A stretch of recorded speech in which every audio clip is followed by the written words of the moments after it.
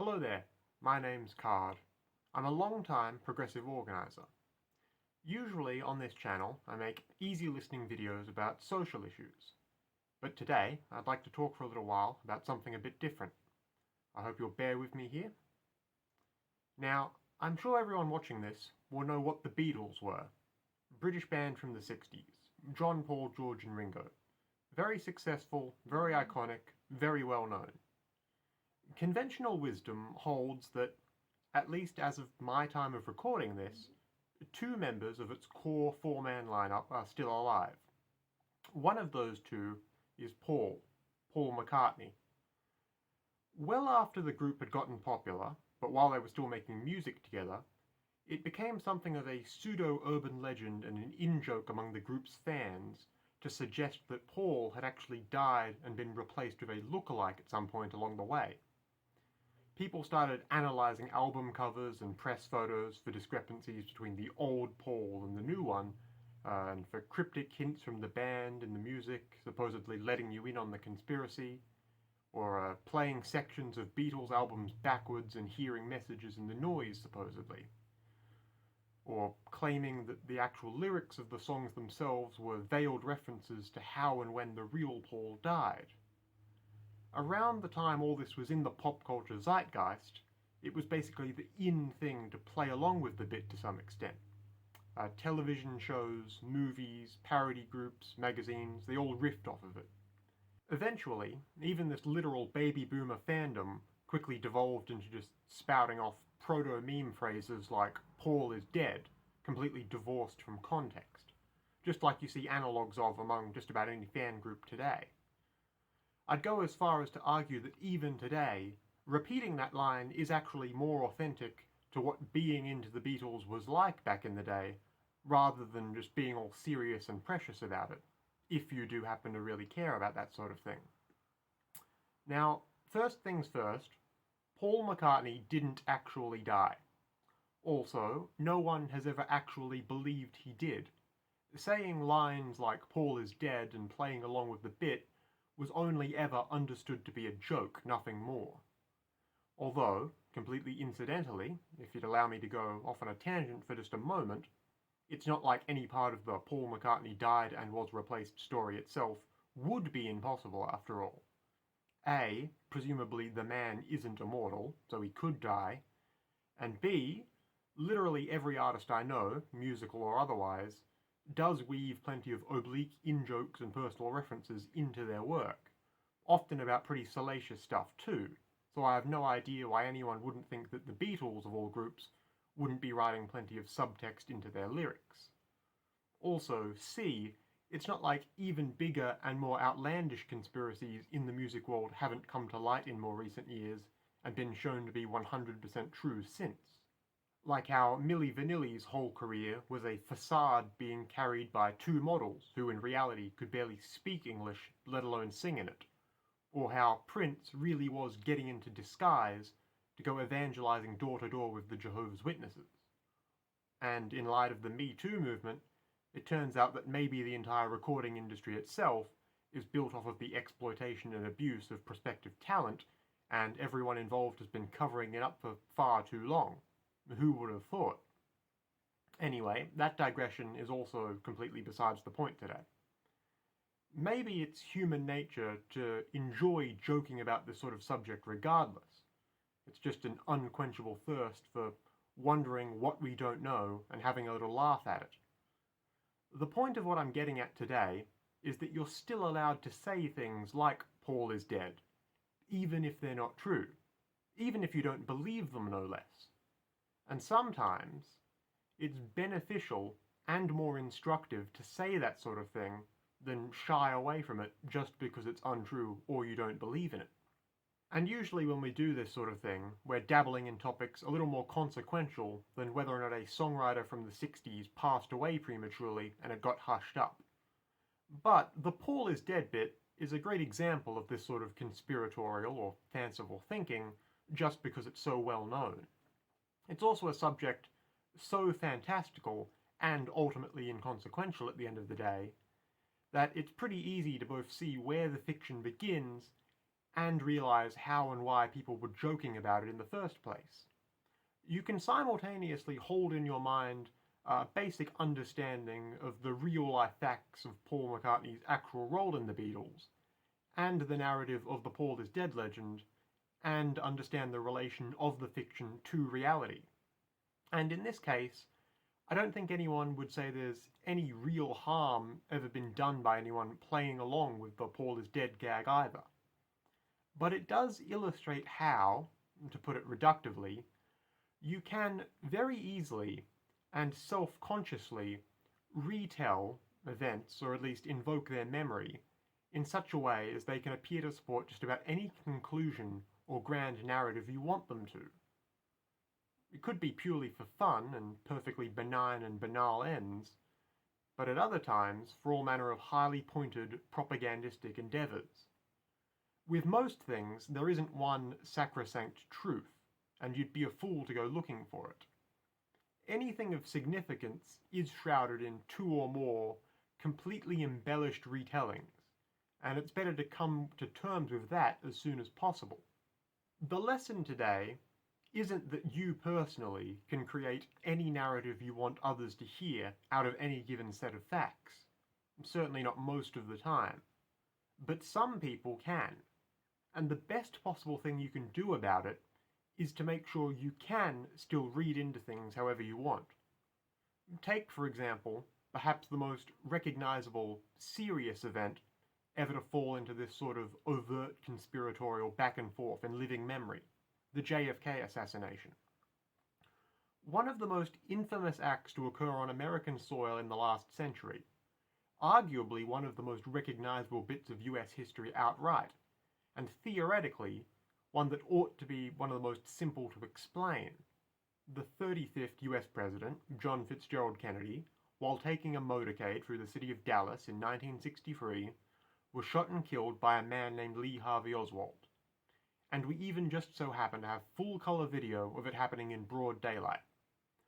All the same, a lot of the details of the incident have either remained completely unknown or have been deliberately kept out of the public eye by the powers that be for one reason or another since.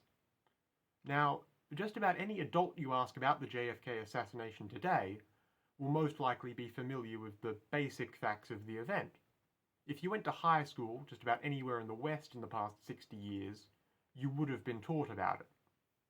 And anyone with an understanding of the event beyond the introductory basics will most likely be able to give either of the two major, largely mutually exclusive explanations for what happened to President Kennedy in Dallas that day. Either the official story, in which the President of the United States was murdered by a lone gunman taking potshots at him with an old army rifle from a textbook depository across the street, who himself was then subsequently murdered on live television, and no decent explanation for why he did it has ever been found. Or the most common amalgam of JFK conspiracist talking points. Something like, the President of the United States was murdered as part of a coordinated effort by a number of intelligence community-linked figures like Allen Dulles and George H.W. Bush, in order to replace him with a man less resistant to their shadowy meddling in both foreign and domestic affairs. And then the actual triggerman was disposed of too, in order to tie up any loose ends. You'll more than likely have heard some more elaborate variant or another of that second explanation from a true believer before, and the general story tends to go something like that. The thing is, you, just some individual, have absolutely zero capacity to personally determine what actually happened. You cannot create your own narrative.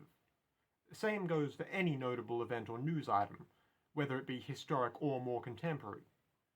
Where there does happen to be multiple narratives, like what happened to JFK, the most you have any ability to do is simply to choose which competing version of the narrative you think makes the most sense, or want to act from here on out as if is true. But for all this talk of conspiracy theories and historical vagaries, most events in the history books actually do have one clear, dominant, easily understood consensus narrative. Returning to the JFK assassination example one more time, usually belief in, or at the very least, humouring the version of events where Kennedy's death was a silent CIA coup, or whatever, is usually more associated with critics and skeptics of the US government and American hegemony over world affairs. I myself am a proudly avowed and militant leftist, and dislike the American government as much as anyone. But I don't think there's any benefit to believing in, or espousing belief in, the conspiracy angle here.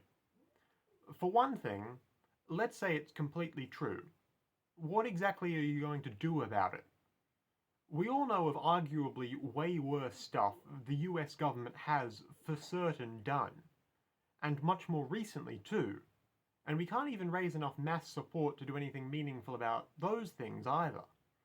And secondly, if you do make it your life's work to try and get everyone around to your position on something like this, you're just going to drive yourself insane when you see how little you ever manage to change people's minds, or eventually realize how far you still are from the capacity to do anything anyway.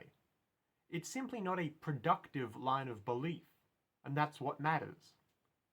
If you, like me, are entirely distrustful of anything coming out of the state's mouth, you might then think it's best to just throw up your hands sometimes, acknowledge that some things are just outside of your ability to know completely, and try and remain agnostic on the issue and try not to think too much about it. But I would have to disagree with that as well, and offer an alternative way of looking at it. Counterintuitive as it may be, as a fervent leftist, with something like Kennedy, I'll readily agree to the official story, because I'm all too aware of how even the most muted retelling of events can be used to support any narrative if you change how you look at the agreed upon facts long enough. With the official JFK story, you don't even have to look that hard at all. The US government, at the height of the Cold War no less, really came out and said, actually it is entirely possible for any unassuming 24-year-old Marxist go-getter to just pick up a rifle and kill the most powerful, and ostensibly the most protected, man in the world right in the middle of a security detail unimpeded. Whether it's an admission or a strategic concession, either way, the correct response should be okay, thanks noted, not oh, that would be impossible. Completely irrespective of whether or not it's true, the official JFK line is the only retelling of events with an actual worthwhile lesson to take away from it, and that will always be naive truth-chasing. Remember, you don't have to really believe something is true to say it is, and act as if you do. Plus, frankly, the biggest sin of JFK assassination denialism is robbing Lee Harvey Oswald of the credit he's due. Regardless of what you think of all history's most notable actors, or even whether their names go down recorded in glory or infamy in the books, all of history's real great men are just the people who left the biggest impact, and that's usually just because they saw their chance to do something and they took it. At the core of almost all conspiracies is someone doing something completely banal and explainable that only looked nearly impossible because so many people avoid ever trying to exert as much influence on the world as they easily could. Lee Harvey Oswald was just a guy with a gun. John Wilkes Booth, Abe Lincoln's killer, was just a guy with a gun. John Hinckley Jr., who shot President Reagan, was just a guy with a gun. They're all just disaffected dreamers, the lot of them. And that's not to apply a moral judgment one way or the other. Make up your own minds as to whether or not they did the world any good. But they all had a dream, and they pursued it. To bring us full circle on today's video, Paul McCartney was just a guy with a guitar, and his dream was to play that guitar, and he did it. His life story isn't this preordained rise to success. He was just a guy who acted on what he wanted to do. The whole Paul is dead folklore mythos all popped up around him because for plenty of people evidently, it was easier and more plausible to believe that a successful music career could be explained by it all really being faked through the use of multiple stand-in actors assuming a dead man's identity, who then wrote a bunch of references to the cover-up into the new music for some reason. Rather than just because someone like McCartney developed a skill he was passionate about, like making music, and then decided to apply himself and put out a bunch of good music for a few decades. That's the final lesson for today. The people who leave their mark on history and politics and culture, or anything in this world for the matter, are the people who want it the most and work for it.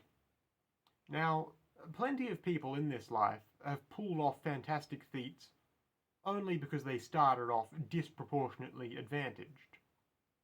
Alexander the Great may have conquered the known world by age 25, but he'd never have been king of Macedon if he hadn't been born its prince, for example. All the best figures of history are those who overcame that advantage gap and found their way to exerting their will despite humble origins and long odds and their starting on the lower rungs of society. I hope that gives you something to think on for a while. Make sure to always follow your dreams, even if, and especially if, they seem wildly unattainable. Once again, my name's Card. Until next time, thank you for listening, and feel free to subscribe to this YouTube page if you'd like to hear from me again. Bye for now, and have a lovely day.